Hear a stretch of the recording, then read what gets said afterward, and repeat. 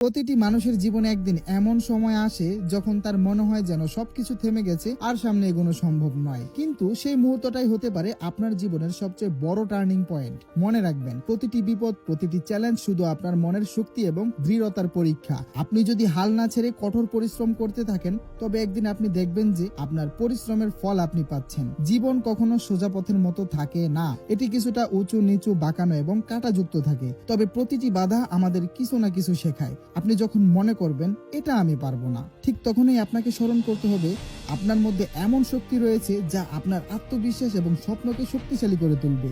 অতীতে ভুল করলে ভবিষ্যতে তা কিন্তু শুধরে নেওয়ার সুযোগ রয়েছে। সফলতা হচ্ছে একটি বিশাল যাত্রা, এটি এক মুহূর্তের ব্যাপার নয়, বরং ধৈর্য, মনোযোগ এবং কষ্টের ফল। প্রতিদিন একটু একটু করে সামনের দিকে এগোতে থাকুন। একদিন দেখবেন যে আপনি এমন জায়গায় দাঁড়িয়ে আছেন যেখানে আপনি নিজেকে কখনো কল্পনাও করেননি।